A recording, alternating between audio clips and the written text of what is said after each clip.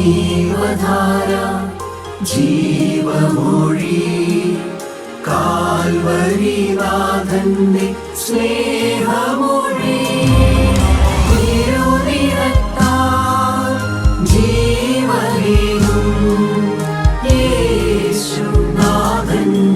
ജീവമൊഴി ജീവധാര ജീവധാര ജീവധാര.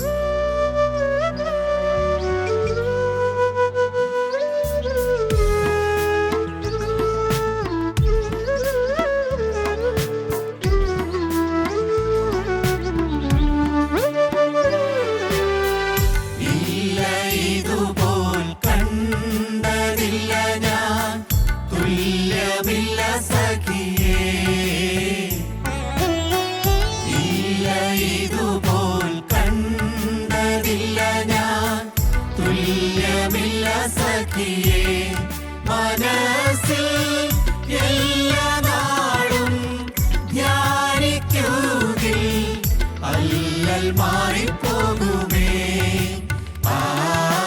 നീയല്ലോ എനിക്കു സഹായി, നീയൻ പക്ഷം മതി, നിന്റെ കൃപ മതി. നീയല്ലോ എനിക്കു സഹായി, നീയൻ പക്ഷം മതി, നിന്റെ കൃപ മതി. നീയല്ലോ എനിക്കു സഹായി.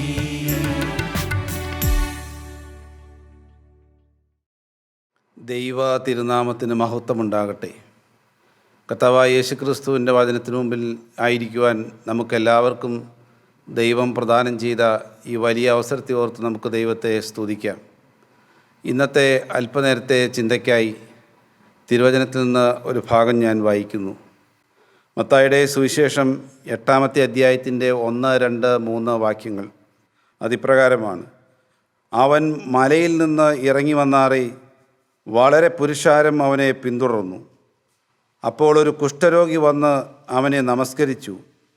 കർത്താവേ, നിനക്ക് മനസ്സുണ്ടെങ്കിൽ എന്നെ ശുദ്ധമാക്കുവാൻ കഴിയും എന്ന് പറഞ്ഞു. അവൻ കൈ നീട്ടി അവനെ തൊട്ടു. എനിക്ക് മനസ്സുണ്ട്, നീ ശുദ്ധമാകുക എന്ന് പറഞ്ഞു. ഉടനെ കുഷ്ഠം മാറി അവൻ ശുദ്ധമായി. ദൈവത്തിൻ്റെ വലിയ നാമം മഹത്വപ്പെടട്ടെ. കർത്താവായ യേശുക്രിസ്തു മലയിൽ നിന്ന് ഇറങ്ങി വരികയാണ്. അതുവരെയും അവൻ മലയിലായിരുന്നു. മത്തായിയുടെ സുവിശേഷം 5, 6, 7 അധ്യായങ്ങൾ മലപ്രസംഗത്തെക്കുറിച്ചുള്ളതാണ്. ഈ വേളയിൽ കർത്താവ് ഗിരിപ്രഭാഷണത്തിൻ്റെ മധ്യയായിരുന്നു. ഒരു ക്രൈസ്തവൻ്റെ ജീവിതത്തിൽ അവൻ എപ്രകാരമെല്ലാം ഈ ഭൂമിയിൽ ജീവിക്കണമെന്നും ഏതെല്ലാം രീതിയിലായിരിക്കണം ഒരു ക്രൈസ്തവൻ്റെ ജീവിതം അവൻ കൊണ്ടു നടക്കേണ്ടതെന്നും മറ്റുമുള്ള ന്യായപ്രമാണ സത്യങ്ങൾ യേശു അത് പറയുകയായിരുന്നു മലപ്രസംഗത്തിലൂടെ. ഈ ഭൂമിയിലെ ഒരു മനുഷ്യൻ്റെ നിക്ഷേപവും സ്വർഗരാജ്യത്തിലെ നിക്ഷേപവും കർത്താവ് പറഞ്ഞു. കർത്താവ് ഒരു മനുഷ്യൻ അവനൊരു ക്രൈസ്തവനായി ജീവിക്കുമ്പോൾ എങ്ങനെയെല്ലാം പെരുമാറണമെന്നും ഏതെല്ലാം കാര്യങ്ങളിലാണ് ശ്രദ്ധിക്കേണ്ടതെന്നും എന്തെല്ലാം യാചനയിൽ ഉൾപ്പെടുത്തണമെന്നും ദൈവത്തോടുള്ള പ്രാർത്ഥന എപ്രകാരമായിരിക്കണമെന്നും എന്തിനു വേണ്ടി പ്രാർത്ഥിക്കണമെന്നും എല്ലാം കർത്താവ് മലപ്രസംഗത്തിലൂടെ പറഞ്ഞു. ഇവിടെ കർത്താവായ യേശുക്രിസ്തു നിയമം കൊടുക്കുകയായിരുന്നു. ആ നിയമം കൊടുത്തതിന് ശേഷം തൻ്റെ ജനത്തെ സന്ദർശിക്കുവാൻ വരികയാണ്. വലിയ പുരുഷാരമാണ് അവനെ എതിരേൽക്കുവാൻ അപ്പോൾ അവിടെ വരുന്നത്. ദൈവത്തിന് സ്തോത്രം. ദൈവത്തിൻ്റെ ഒരു സ്വഭാവമാണ് നിയമം കൊടുത്തതിന് ശേഷം തൻ്റെ ജനത്തെ സന്ദർശിക്കുക എന്നുള്ളത്. ഏദൻ തോട്ടത്തിൽ ആദമിനും ഹവ്വായ്ക്കും ദൈവം നിയമം കൊടുത്തു. വെയിലാറുമ്പോൾ അവരെ സന്ദർശിച്ചു പോന്നു. മോറിയാമലയിൽ വച്ച് അബ്രഹാമിനെ ദൈവം സന്ദർശിച്ചു. മോശയ്ക്ക് സീനായി പർവ്വതത്തിന്മേൽ വച്ച് ദൈവികമായൊരു സന്ദർശനം കിട്ടി. ബേതേലിൽ വച്ച് യാക്കോബിനെ ദൈവം സന്ദർശിച്ചു. കർത്താവ് സന്ദർശിക്കുവാൻ വരികയാണ്. ഇവിടെ ഒരു കുഷ്ഠരോഗിയത ഓടി വരികയാണ്. അവിടെ വന്ന് കർത്താവിൻ്റെ മുമ്പാകെ അവൻ മുട്ടുമടക്കുകയാണ്. ഈ സംഭവം നടക്കുന്നത് 2025 വർഷങ്ങൾക്ക് മുമ്പാണ്. അവിടെ ആ കാലഘട്ടത്തിലൊരു കുഷ്ഠരോഗി എന്ന് പറഞ്ഞു കഴിഞ്ഞാൽ നമുക്ക് ഇപ്പോഴത്തെ സാഹചര്യം വെച്ച് അനുമാനിക്കാവുന്നതിലും വളരെ വലുതാണ്. അവൻ അശുദ്ധൻ അശുദ്ധൻ എന്ന് പറഞ്ഞ് നടക്കണം. അവന് പൊതുസമൂഹത്തിൽ പ്രത്യക്ഷപ്പെടുവാൻ നിർവാഹമില്ല. അവൻ ഒളിച്ചും തെളിഞ്ഞും എല്ലാവരെയും കാണാതെയൊക്കെയാണ് ഓരോ കാര്യങ്ങൾ ചെയ്തുകൊണ്ടിരിക്കുന്നത്. അങ്ങനെയുള്ള ഒരു കുഷ്ഠരോഗി ഓടി വരികയാണ്. അവൻ്റെ മുമ്പാകെ വന്ന് കർത്താവേ എന്ന് വിളിക്കുകയാണ്. ദൈവത്തിന് സ്തോത്രം. ന്യായമായും നമുക്കൊരു സംശയിക്കാം. ജ്ഞാനപ്രകാരം ചിന്തിച്ചിട്ടുണ്ട്, അവൻ ഒരുപക്ഷേ കർത്താവായ യേശുക്രിസ്തുവിൻ്റെ മലപ്രസംഗം കേട്ടിട്ടുണ്ടായിരിക്കണമെന്ന്. കാരണം മത്തായിയുടെ സുവിശേഷം 6-ാം അധ്യായത്തിൻ്റെ 8-ാം വാക്യത്തിലേക്ക് വരുമ്പോൾ നമുക്കറിയാം, നിങ്ങൾക്ക് ആവശ്യമുള്ളത് ഇന്നതെന്ന് നിങ്ങൾ യാചിക്കും മുമ്പേ കർത്താവ് അറിയുന്നു, പിതാവ് അറിയുന്നുവല്ലോ എന്ന്. അതുപോലെ തന്നെ മത്തായിയുടെ സുവിശേഷം 7-ാം അധ്യായത്തിൻ്റെ 7-ാം വാക്യത്തിലുമുണ്ട്, യാചിപ്പിനെന്നാൽ നിങ്ങൾക്ക് കിട്ടും, അന്വേഷിപ്പിനെന്നാൽ നിങ്ങൾ കണ്ടെത്തും, മുട്ടുവിനെന്നാൽ നിങ്ങൾക്ക് തുറക്കും. യാചിക്കുന്ന ഏവനും ലഭിക്കുമെന്ന് മലപ്രസംഗത്തിൽ പറഞ്ഞതാണ്. ഒരുപക്ഷേ ഈ കുഷ്ഠരോഗി അത് കേട്ടിട്ടുണ്ടാകണം. അതുകൊണ്ടാണ് അവൻ ഇത്ര ധൈര്യസമേതം കർത്താവിൻ്റെ മുമ്പാകയിലേക്ക് ഓടിയെടുക്കുന്നത്. ദൈവത്തിന് സ്തോത്രം. അവൻ യേശുവിൻ്റെ സന്ദർശനകാലം തിരിച്ചറിഞ്ഞു എന്നുള്ളതാണ് വാസ്തവം. ദൈവത്തിൻ്റെ വചനത്തിൻ്റെ സന്ദർശനകാലം തിരിച്ചറിയുക എന്നുള്ളത് ഒരു ക്രൈസ്തവൻ്റെ ജീവിതത്തിലെ ഏറ്റവും ഭാഗ്യകരമായൊരു കാര്യമാണ്. നമുക്കറിയാം, ലൂക്കോസിൻ്റെ സുവിശേഷം 19-ാം അധ്യായത്തിൻ്റെ 41 മുതലുള്ള വേദഭാഗങ്ങളിലൂടെ നാം പോകുമ്പോൾ കർത്താവായ യേശുക്രിസ്തു ഒരിക്കൽ യെരൂശലേം നഗരത്തെ സമീപിക്കുകയായിരുന്നു. അതിനെ നോക്കി കർത്താവ് കരഞ്ഞു. അതിനോട് പറയുകയാണ്, ഈ നാളുകളിൽ നിൻ്റെ സമാധാനത്തിനുള്ളത് നീയും അറിഞ്ഞുവെങ്കിൽ കൊള്ളായിരുന്നുവെന്ന്. എത്ര വേദനാജനകമായ ഒരു കാര്യമാണ് കർത്താവ് നഗരത്തെ നോക്കി പറയുന്നതെന്ന്. ഒരിക്കൽ കർത്താവ് പറഞ്ഞു, യെരൂശലേമേ യെരൂശലേമേ, പ്രവാചകന്മാരെ കൊല്ലുകയും നിൻ്റെ അടുക്കൽ അയച്ചിരിക്കുന്നവരെ കല്ലെറിയുകയും ചെയ്യുന്നവളെ, കോഴി തൻ്റെ കുഞ്ഞുങ്ങളെ ചിറകിൻ്റെ കീഴിൽ ചേർക്കുന്നതുപോലെ നിങ്ങളെ ചേർത്തുകൊള്ളുവാൻ എനിക്ക് മനസ്സായിരുന്നു. നിങ്ങൾക്കോ മനസ്സായില്ല. നിങ്ങളുടെ ഭവനം ശൂന്യമായി തീരുമെന്ന്. ദൈവത്തിന് സ്തോത്രം. ദൈവത്തിൻ്റെ വചനത്തിൻ്റെ സന്ദർശനകാലം ഓരോ മനുഷ്യൻ്റെയും ജീവിതത്തിലുണ്ടാകും. ഒരു ക്രൈസ്തവൻ്റെ ഈ ഭൂമിയിലെ ജീവിതത്തിൽ ഏതെങ്കിലും സമയത്ത് ദൈവത്തിന് സ്തോത്രം അവനെ ദൈവത്തിൻ്റെ വചനമൊന്ന് സന്ദർശിച്ചിരിക്കും. എന്നാൽ അത് തിരിച്ചറിയുവാൻ കിട്ടുന്ന ഭാഗ്യകരമായ അവസ്ഥയാണ് നമുക്ക് ഓരോരുത്തർക്കും ഈ ചെറിയ ആട്ടിൻകൂട്ടത്തിന് കിട്ടിയിരിക്കുന്നത്. എന്നാൽ ഇന്നത്തെ ക്രൈസ്തവ ലോകത്ത് അനേകം പേരും ദൈവത്തിൻ്റെ വചനത്തെ ഇതുവരെയും തിരിച്ചറിയുവാൻ ഭാഗ്യം കിട്ടാത്തവരുമുണ്ട്. ദൈവത്തിന് സ്തോത്രം. സഹോദരങ്ങളെ, ഈ കുഷ്ഠരോഗിക്ക് ഈ ലോകത്ത് എന്താണ് ആഗ്രഹിക്കാനുള്ളത്? ദൈവത്തിന് സ്തോത്രം. നാട്ടിലെ പ്രമാണിയായി തീരണമെന്ന് അവൻ ആഗ്രഹമുണ്ടോ? വലിയ ബിസിനസ് നടത്തണമെന്ന് അവനൊരു ആഗ്രഹമുണ്ടാകുമോ? അല്ല, അവന് വലിയൊരു പഠിപ്പ് സമ്പാദിക്കണമെന്നും അവൻ്റെ പേരിനു പ്രഫിക്സും സഫിക്സും എഴുതി ചേർക്കണമെന്നെല്ലാം അവൻ ആഗ്രഹമുണ്ടാകുമോ? അവനൊരു കുടുംബജീവിതം ആഗ്രഹിച്ചിട്ടില്ലേ? അതവന് കിട്ടിയിട്ടുണ്ടോ? 5 കാശ് അവന് പണിയെടുത്ത് സ്വന്തം സമ്പാദിച്ചുകൊണ്ട് ഒരു സമൂഹത്തിൽ മാന്യമായൊരു ജീവിതം നയിക്കാൻ അവന് പറ്റിയോ? ഇല്ലല്ലോ. അപ്പോൾ അവൻ്റെ ആഗ്രഹം എന്തായിരിക്കും? അവൻ്റെ ആഗ്രഹം അവനിൽ വന്നിരിക്കുന്ന ഈ കുഷ്ഠമൊന്ന് മാറുക. വളരെ ചെറുതും വളരെ ലഘുവുമായ ഒരു ആഗ്രഹമാണിത്. എന്നാൽ അവനെ സംബന്ധിച്ച് അതൊരു ഏറ്റവും വലിയൊരു ആഗ്രഹമാണ്. തൻ്റെ ജീവിതത്തിൽ ഇതുപോലെ വലിയൊരു സംഭവം ഉണ്ടാകുവാനില്ല. അതുകൊണ്ട് അവൻ കർത്താവിൻ്റെ മുമ്പാകേക്ക് ഓടി വരികയാണ്. ദൈവത്തിന് സ്തോത്രം. യേശുവിൻ്റെ മുമ്പാകെയാണ് ഇത് സാധ്യമാകുകയുള്ളൂ എന്ന ആ തിരിച്ചറിവ് ആണ് അവനെ കർത്താവേ എന്ന് വിളിക്കുവാൻ പ്രേരിപ്പിച്ചത്. ദൈവത്തിന് സ്തോത്രം. മ്ലേച്ഛർക്കും അധമഭാവിക്കും അത്താണിയായിത്തീരുന്നവൻ യേശുക്രിസ്തു മാത്രമേ ഉള്ളൂ. അഗതികൾക്കും നിരാലംബർക്കും അത്താണിയായിത്തീരുന്നവൻ യേശുക്രിസ്തു മാത്രമേ ഉള്ളൂ. ദൈവത്തിന് സ്തോത്രം. സഹോദരങ്ങളെ, അവന് കിട്ടിയ ആ ചെറിയ സമയം അവൻ ഫലപ്രദമായി വിനിയോഗിക്കുവാൻ തീരുമാനിച്ചു. നമ്മുടെ ജീവിതത്തിൽ യേശു തരുന്ന ഈ സമയം, ദൈവം തരുന്ന ഈ സമയം നാം ഫലപ്രദമായി വിനിയോഗിക്കുന്നുണ്ടോ എന്ന് നാം ചിന്തിക്കേണ്ടിയിരിക്കുന്നു. ദൈവത്തിൻ്റെ വലിയ നാമം മഹത്വപ്പെടട്ടെ. ദൈവത്തിന് സ്തോത്രം. കർത്താവായ യേശുക്രിസ്തുവിനോടുള്ള സഹിത്വമാണ് അവൻ ആഗ്രഹിക്കുന്നത്. യേശുവിൻ്റെ വചനം കേൾക്കുവാൻ നാം സമയം തക്കത്തിൽ ഉപയോഗിക്കുന്നുണ്ടോ? യേശുക്രിസ്തുവിനോടുള്ള സഹിത്വം, യേശുവിൻ്റെ ക്രൂശ് വഹിക്കുക, യേശുവിൻ്റെ മുഖം പേറുക എന്ന്. സൗമ്യതയും താഴ്മതയും വിനയവും ഉള്ള ആ യേശുവിൻ്റെ മുഖം പേറുവാൻ നാം തയ്യാറാണോ എന്ന് ഈ വേളയിൽ നാം ചിന്തിക്കേണ്ടിയിരിക്കുന്നു. ദൈവത്തിന് സ്തോത്രം. കുഷ്ഠരോഗി അവൻ്റെ ജീവിതത്തിലെ കരച്ചിലിൻ്റെ സന്ധികൾ ഇതാ മാറാൻ പോവുകയാണ്. അവന് സന്തോഷത്തിൻ്റെ നല്ല കാലങ്ങൾ, ഉഷസ്സിൻ്റെ ആനന്ദഘോഷം വരാൻ പോവുകയാണ്. സന്ധ്യയെങ്കിൽ കരച്ചിൽ വന്ന് രാപാർക്കും, ഉഷസ്സിലോ ആനന്ദഘോഷം വരുന്നു. ദൈവത്തിൻ്റെ വലിയ നാമം മഹത്വപ്പെടട്ടെ. അവൻ്റെ ജീവിതത്തിലെ നിരാശയുടെ ആഘോർ താഴ്വര ഇതാ മാറാൻ പോവുകയാണ്. അവനൊരു പ്രത്യാശയുടെ വാതിൽ തുറക്കാൻ പോവുകയാണ്. അതുകൊണ്ട് അവന് വലിയ ആഗ്രഹമാണ്. ദൈവത്തിന് സ്തോത്രം. അവൻ ഗുരോ എന്നോ അതുപോലെ റബ്ബി എന്നോ എന്നും അല്ല വിളിക്കുന്നത്, കർത്താവേ എന്നാണ് വിളിക്കുന്നത്. അവൻ ഓടിയെടുത്ത് കർത്താവേ എന്ന് വിളിക്കുകയാണ്. എന്താണ്? അവൻ്റെ ജീവിതത്തിൽ അവന് മനസ്സിലായി, ഈ വന്നിരിക്കുന്ന വ്യക്തി ഒരു സാധാരണക്കാരനല്ല. ഈ വന്നിരിക്കുന്ന വ്യക്തിയാണ് ഈ ലോകത്തിൻ്റെ നിയന്ത്രിതാവ്, ഈ ലോകത്തിൻ്റെ സൃഷ്ടാവാണ്, ദൈവത്തിൻ്റെ തിരുക്കുമാരനാണ് ഈ വന്നിരിക്കുന്നത്. അവൻ്റെ വായിൽ നിന്ന് പുറപ്പെടുന്ന വചനത്തിൻ്റെ ശക്തി അവൻ മനസ്സിലാക്കിയിട്ടുണ്ട്. അതുകൊണ്ട് അവൻ വിളിക്കുകയാണ്, എൻ്റെ കർത്താവേ എന്നാണ് വിളിക്കുന്നത്. സഹോദരങ്ങളെ, നമുക്ക് അപ്രകാരം ഒരു ഭാഗ്യം കിട്ടിയിട്ടുണ്ടോ? എൻ്റെ കർത്താവേ എന്ന് വിളിക്കുവാനുള്ള ഭാഗ്യം. ദൈവത്തിൻ്റെ വലിയ നാമം മഹത്വപ്പെടട്ടെ. ദൈവത്തിന് സ്തോത്രം. എന്നാൽ സഹോദരങ്ങളെ, അത് വിളിച്ചുകൊണ്ടവൻ ഓടി വന്ന് മുട്ടുകുത്തുകയാണ്. ദൈവത്തിന് സ്തോത്രം. ഇന്നത്തെ ക്രൈസ്തവൻ പല സ്ഥലങ്ങളിലും മുട്ടുകുത്തുന്നുണ്ട്. എന്നാൽ എൻ്റെ കർത്താവേ എന്ന് പറഞ്ഞുകൊണ്ടാണോ മുട്ടുകുത്തുന്നതെന്ന് നാം ചിന്തിക്കേണ്ടിയിരിക്കുന്നു. ദൈവത്തിന് സ്തോത്രം. റോമർക്കെഴുതിയ ലേഖനം 10-ാം അധ്യായം 9-ാം വാക്യത്തിൽ ഇപ്രകാരമുണ്ട്: കർത്താവായ യേശു ക്രിസ്തുവിനെ കർത്താവെന്ന് വായ് കൊണ്ട് ഏറ്റുപറയുകയും ദൈവമോനെ മരിച്ചവരിൽ നിന്ന് ഉയർപ്പിച്ചുവെന്ന് നീ വിശ്വസിക്കുകയും ചെയ്താൽ രക്ഷിക്കപ്പെടുമെന്ന്.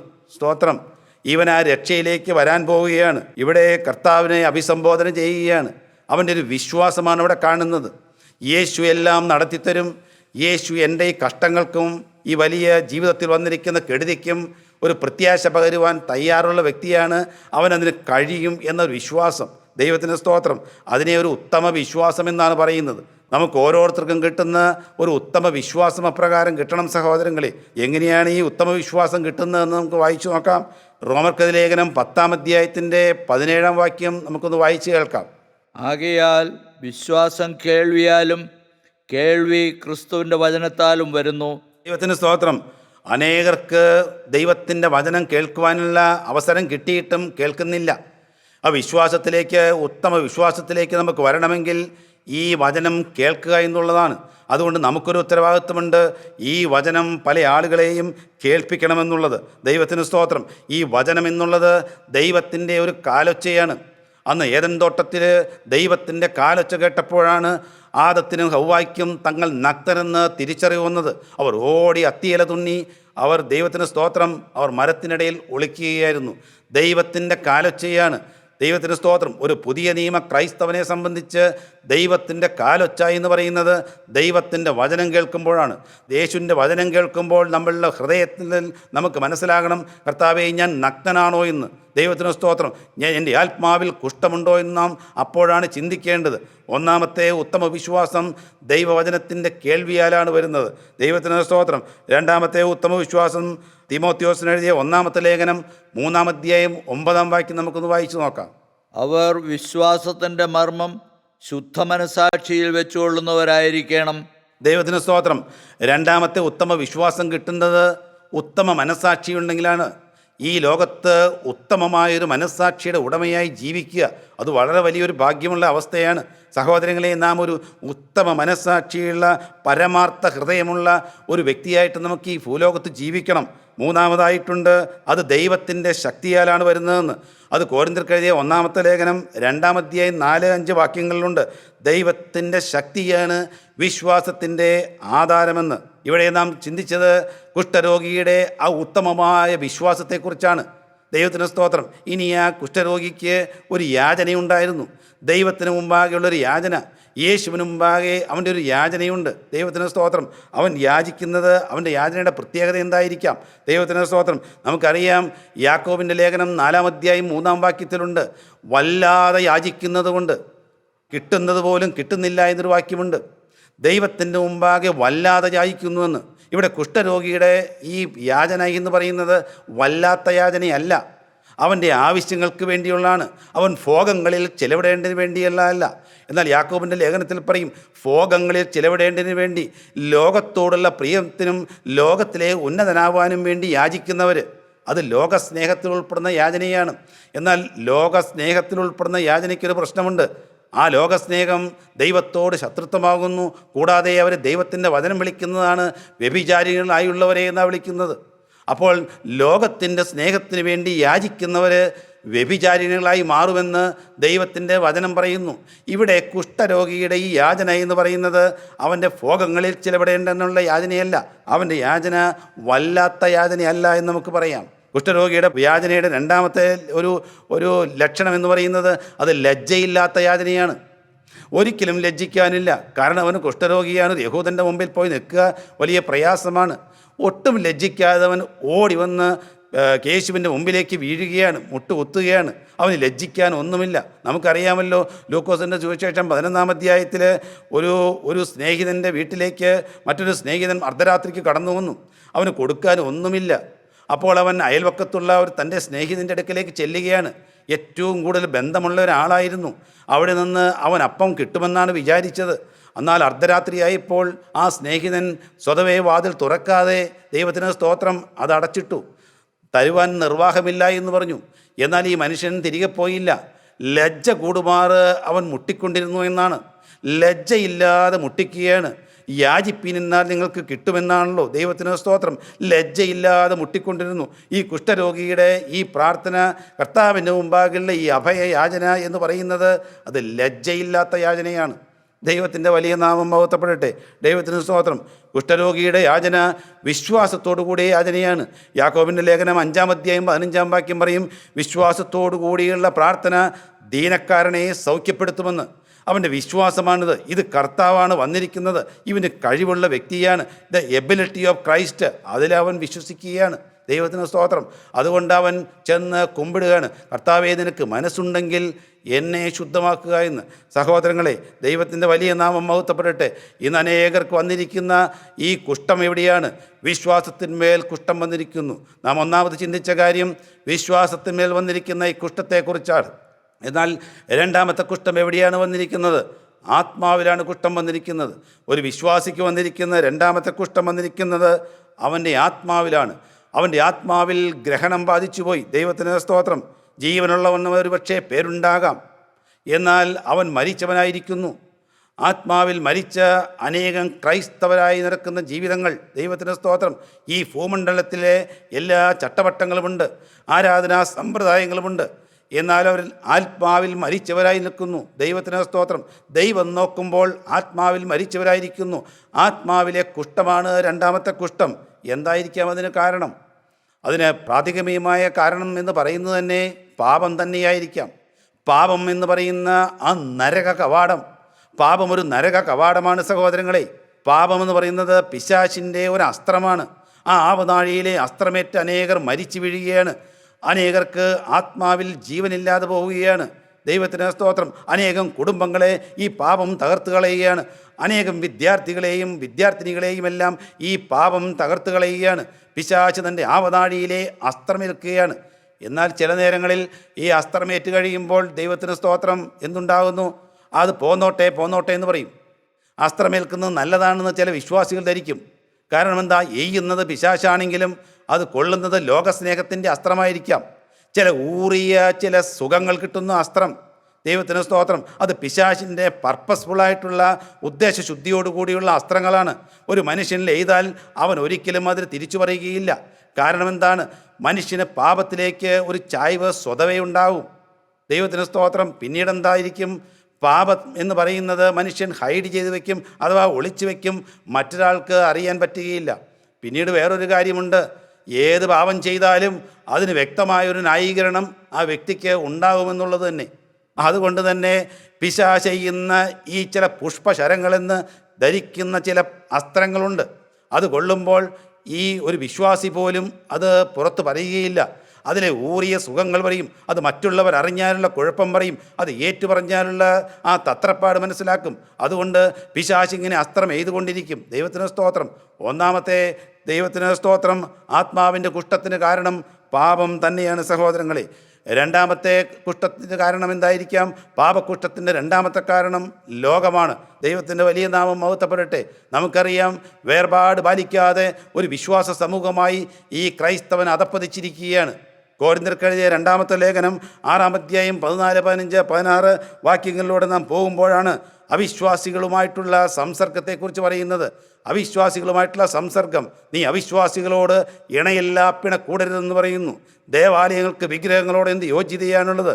ഒരു വിശ്വാസിക്ക് അവിശ്വാസിയുമായി എന്ത് യോഗ്യതയാണുള്ളത്? ഞാൻ പലരും പറയുന്നത് കേട്ടിട്ടുണ്ട്, ഈ വിശ്വാസ ജീവിതത്തിൽ ഭൗതികതയും ആത്മീയതയുമുണ്ട്. ആത്മീയതയെ ഭൗതികതയോട് കൂട്ടിക്കലർത്താൻ പറ്റുകയില്ല, ഇത് രണ്ടും രണ്ടായി പോകുമെന്നെല്ലാം പറയുന്നത് ചിലരെ ഞാൻ കണ്ടിട്ടുണ്ട്. സഹോദരങ്ങളെ, അങ്ങനെയാണെങ്കിൽ അത് വചന വിരുദ്ധമായിട്ട് വരും. കാരണം ഒരു മനുഷ്യൻ ഈ ഭൂലോകത്ത് ചെയ്യുന്ന അവൻ്റെ പ്രവൃത്തികൾ ഭൗതിക ജീവിതത്തിൽ ചെയ്യുന്ന ഏതൊരു പ്രവൃത്തിക്കും തക്കതായ ഫലം കായ്ക്കുവാനായിട്ട്, തക്കതായ ഫലം കിട്ടുവാനായി അവൻ ന്യായാസനത്തിന് മുമ്പാകെ നിൽക്കേണ്ട വ്യക്തിയാണ്. അതുകൊണ്ട് എന്തുണ്ടാകും? അതുകൊണ്ട് അവൻ്റെ സ്വന്തം ജീവിതത്തിൽ, ഭൗതിക ജീവിതത്തിൽ തന്നെയുള്ള പ്രശ്നങ്ങൾ അവൻ്റെ ആത്മീയ ജീവിതത്തെ ബാധിച്ചിരിക്കും. അതുകൊണ്ട് ആത്മീയ ജീവിതവും ഭൗതിക ജീവിതവും വിശ്വാസിക്ക് രണ്ടല്ല, ഒരു നാണയത്തിൻ്റെ രണ്ട് വശങ്ങൾ മാത്രമാണ്. ആ നാണയത്തിൻ്റെ ഈ രണ്ട് വശങ്ങളിൽ എവിടെയെങ്കിലും കറ വരണ്ടാലോ ചെളി പുരണ്ടാലോ അവൻ, ദൈവത്തിന് സ്തോത്രം, അവൻ നരകത്തിൻ്റെ അവകാശിയായി മാറും. ദൈവത്തിന് സ്തോത്രം. ആത്മീയതയും ഭൗതികതയും കൂട്ടിക്കുഴയ്ക്കണ്ട എന്ന് പറയുന്നവരോട് സ്വർഗം പറയും, മകനെ സ്വർഗവും നരകവും രണ്ടാണെന്ന് പറയും. ദൈവത്തിന് സ്തോത്രം. സഹോദരങ്ങളെ, ഈ ലോകം വന്ന് മൂടിയിരിക്കുകയാണ്. മൂന്നാമത്തെ കാരണമുണ്ട്. ആത്മാവിൻ്റെ കുഷ്ഠത്തിൻ്റെ മൂന്നാമത്തെ കാരണം നമുക്ക് വായിക്കാം. കൊരിന്ത്യർക്കെഴുതിയ 2-ാമത്തെ ലേഖനം 4-ാം അധ്യായം 4-ാം വാക്യം. ദൈവപ്രതിമയായ ക്രിസ്തുവിൻ്റെ തേജസ്സുള്ള സുവിശേഷത്തിൻ്റെ പ്രകാശനം ശോഭിക്കാതിരിപ്പാൻ ഈ ലോകത്തിൻ്റെ ദൈവം അവിശ്വാസികളുടെ മനസ്സ് കുരുടാക്കി. ദൈവത്തിന് സ്തോത്രം. അവിശ്വാസത്താൽ കണ്ണ് കുരുടായിപ്പോയി, അവിശ്വാസത്താൽ ഹൃദയം കുരുടായിപ്പോയി. ദൈവത്തിന് സ്തോത്രം. അവിശ്വാസമാണ് അടുത്ത പാപകുഷ്ഠത്തിൻ്റെ, ആത്മാവിൻ്റെ കുഷ്ഠത്തിൻ്റെ ഒരു കാരണമെന്ന് പറയുന്നത്. ദൈവത്തിന് സ്തോത്രം. ദൈവത്തിൻ്റെ വലിയ നാമം മഹത്വപ്പെടട്ടെ. ഇവിടെ കുഷ്ഠരോഗി ഓടി ചെല്ലുകയാണ്. ഓടിച്ചെന്ന് തമ്പുരാൻ്റെ മുമ്പിലേക്ക് മുട്ടുകുത്തുകയാണ്. സഹോദര, കർത്താവായ യേശു ക്രിസ്തുവിന് മുമ്പാകെ ഒന്ന് മുട്ടുമടക്കാൻ നിങ്ങൾക്ക് ഭാഗ്യം കിട്ടിയിട്ടുണ്ടോ? യേശുവിന് മുമ്പാകെ അയ്യം വിളിച്ചുകൊണ്ട് തൻ്റെ പാപകുഷ്ഠത്തെ ഓർത്ത്, ആത്മാവിൻ്റെ കുഷ്ഠത്തെ ഓർത്ത്, ഈ ലോകമാകുന്ന കുഷ്ഠം വ്യാപരിച്ചിരിക്കുന്നതിനെ ഓർത്ത് യേശുവിൻ്റെ മുമ്പാകെ മുട്ടുകുത്തുവാൻ നമുക്ക് ഒരു മനസ്സ് വരുന്നുണ്ടോ? കർത്താവെ, ഒന്നും പുകഴാനില്ല കർത്താവെ, എനിക്കൊരു ജസ്റ്റിഫിക്കേഷനും ഇല്ല കർത്താവെ, ഒരു ക്ലെയിംസും ഇല്ല എന്ന് പറഞ്ഞുകൊണ്ട് നിരുപാധികം സറണ്ടർ ചെയ്യുവാൻ സഹോദരങ്ങളെ നമുക്ക് സാധിക്കുന്നുണ്ടോ? ദൈവത്തിന് സ്തോത്രം. സഹോദരങ്ങളെ, ദാവീദ് ഒരിക്കൽ പറഞ്ഞു, ദൈവമേ നിൻ്റെ കൃപയും പ്രകാരം എന്നോട് കരുണ ചെയ്യണമേ എന്ന് പറഞ്ഞു. അതുപോലെ നമുക്ക് പറയാൻ പറ്റുന്നുണ്ടോ? കർത്താവേ, നിൻ്റെ കരുണയിൻ പ്രകാരം എൻ്റെ പാപങ്ങളെ മായ്ച്ചു കളയണമേ എന്ന്. ഇതാ പാപത്തിൽ എൻ്റെ അമ്മ എന്നെ ഗർഭം ധരിച്ചു എന്ന് പറയുന്നു. ദൈവത്തിന് സ്തോത്രം. സഹോദരങ്ങളെ, അതുപോലെ നാം ദൈവത്തിന് സ്തോത്രം അപ്പൻ്റെ പാദപീഠത്തിലേക്ക് ഓടിച്ചെന്നുകൊണ്ട് കെട്ടിപ്പിടിച്ചുകൊണ്ട് നമ്മുടെ പാപത്തെ ഏറ്റുപറഞ്ഞുകൊണ്ട് പാപകുഷ്ഠത്തെ താഴ്ത്തി വയ്ക്കണം. ദൈവത്തിന് സ്തോത്രം. സഹോദരങ്ങളെ, നമുക്കൊന്ന് മനസ്സിലായില്ലേ? നമുക്ക് ഈ ദൈവത്തിൻ്റെ വചനത്തിൽ ഇത്രകാലം സഞ്ചരിച്ചപ്പോഴൊന്നും മനസ്സിലായില്ലേ? വെറും ക്ഷണികമായ ഒരു ജീവിതം. ദൈവത്തിന് സ്തോത്രം. യേശുവിൻ്റെ മുമ്പാകേക്ക് ആ കുഷ്ഠരോഗിക്ക് ഓടിക്കെത്താൻ പറ്റുന്ന ആ സമയവും തക്കത്തിൽ വിനിയോഗിച്ചു. നമ്മുടെ ഇത്രയും കാലത്തെ ജീവിതത്തിൽ ഈ സുഖങ്ങളെല്ലാം തന്ന് കർത്താവ് ഈ ഭൂമിയിൽ നിർത്തിയപ്പോൾ യേശുവിൻ്റെ അടുക്കിലേക്കൊന്ന് ഓടിച്ചെന്ന് മുട്ടുകൊത്താൻ ഇതുവരെയും സാധിച്ചിട്ടുണ്ടോ? ഒരു വ്യക്തമായ സമർപ്പണത്തോടു കൂടി ഒരു ഹൃദയം തുറന്നുകൊണ്ട് എൻ്റെ കർത്താവേ എന്ന് വിളിച്ച് യേശുവിൻ്റെ മുമ്പിലേക്ക് എന്ന് മുട്ടുകുത്തുവാൻ ഇതുവരെയും സാധിച്ചിട്ടുണ്ടോ? ദൈവത്തിന് സ്തോത്രം. നമുക്കെല്ലാവർക്കും അറിയാം, ഇതൊരു കേവലം പരദേശ പ്രയാണം മാത്രമാണ്. ഏത് മനുഷ്യനും എത്രയും പെട്ടെന്നെല്ലാം ഈ ലോകത്തുനിന്ന് മാറ്റപ്പെടുന്നു. ഏത് മനുഷ്യനും ഉറച്ചു നിന്നാലും ഒരു ശ്വാസം മാത്രമാണ്. മനുഷ്യരൊക്കെയും വെറും നിഴലായി നടക്കുകയാണ്. ഏത് സമയത്താണ് ഈ ഭൂമിയിൽ നിന്ന് മാറ്റപ്പെടുന്നതെന്ന് അറിയില്ല. ഇതൊരു പരദേശ പ്രയാണം മാത്രമാണ്. നാം ഒരിക്കൽ നമ്മുടെ ശാശ്വത ഭവനത്തിലേക്ക് എത്തും. ഇയ്യോബിൻ്റെ പുസ്തകം 7-ാം അധ്യായത്തിൻ്റെ 6-ാം വാക്യത്തിൽ പറയും, എൻ്റെ നാളുകളിതാ നെയ്ത്തോടത്തിലും വേഗത്തിലുള്ളതെന്ന്. ഇയ്യോബിൻ്റെ പുസ്തകത്തിലെ 9-ാം അധ്യായം 25-ാം വാക്യത്തിൽ പറയും, എൻ്റെ ആയുഷ്കാലം ഒട്ടാളനേക്കാൾ വേഗത്തിൽ പോകുന്നു എന്ന്. ദൈവത്തിന് സ്തോത്രം. അത്ര ഫാസ്റ്റായിട്ട് നമ്മുടെ ജീവിതം പോയിക്കൊണ്ടിരിക്കുകയാണ്. എന്നാൽ നാം ഭൂമിയിൽ ഇരിക്കുമ്പോൾ കർത്താവേ ഞരക്കമുള്ളവരായി നിൽക്കുന്നു. ആത്മാവിന് ഞരക്കമുള്ളവരായിട്ടാണോ നിൽക്കുന്നത്? 102-ാം സങ്കീർത്തനം 6-ാം വാക്യം പറയും, ഇതാ മരുഭൂമിയിലെ വേഴാമ്പൽ പോലെ ഞാൻ ഇരിക്കുന്നുവെന്ന്, ശൂന്യസ്ഥലത്തെ മൂങ്ങ പോലെ ഇരിക്കുന്നുവെന്ന്. കണ്ടാൽ ആഗ്രഹിക്കത്തക്ക സൗന്ദര്യമില്ല, ആരാലും നോക്കുന്നില്ല. കുഷ്ഠരോഗിയെ ആരും നോക്കാനാണ്? ദൈവത്തിന് സ്തോത്രം. തിരിഞ്ഞാരും നോക്കുകയില്ല. കുടുംബത്ത് വിലയില്ല, കൂട്ടായ്മയിൽ വിലയില്ല, ദേവാലയങ്ങളിൽ വിലയില്ല, ആരും ശ്രദ്ധിക്കുകയില്ല. ദൈവത്തിന് സ്തോത്രം. സഹോദരങ്ങളെ, അങ്ങനെ അരിക്ഷിതാവസ്ഥയിലുള്ളൊരു ജീവിതം, ശൂന്യസ്ഥലത്തെ മൂങ്ങ പോലെയും മരുഭൂമിയിലെ വേഴാമ്പൽ പോലെയും ആത്മാവിന് വേണ്ടി ദ്രാഹിച്ചിരിക്കുന്ന ദൈവപൈതലെ, ദൈവത്തിന് സ്തോത്രം. ഇന്ന് നീ യേശുവിൻ്റെ അടുക്കിലേക്ക് ഓടിച്ചെല്ലുക. പഴയ നിയമകാലത്ത് കുഷ്ഠത്തിന് ഒരു ശുദ്ധി വരുത്തണമായിരുന്നു. പഴയ നിയമകാലത്തെ ശുദ്ധീകരണം വരുത്തുന്ന കാര്യം ലേവ്യ പുസ്തകം 14-ാം അധ്യായത്തിലാണ് എഴുതിയിരിക്കുന്നത്. അത് പുരോഹിതൻ 2 കുരികിലിനെ പിടിക്കും. അതിനുശേഷം കുഷ്ഠരോഗി ആ പുരോഹിതൻ്റെ മുമ്പിലേക്ക് വരും.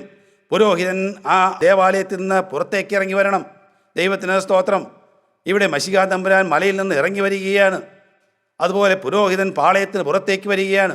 2 കുരികിലിനെ പിടിച്ച് ഒരു കുരികിലിനെ അറക്കുന്നു. അവിടെ മൺപാത്രത്തിലെ വെള്ളത്തിന്മേൽ അറക്കുന്നു. അവിടെ ഈസോപ്പ് നൂലും അതുപോലെ തന്നെ ദേവദാരുവും ചുവപ്പ് നൂലും ഇട്ടുന്നു.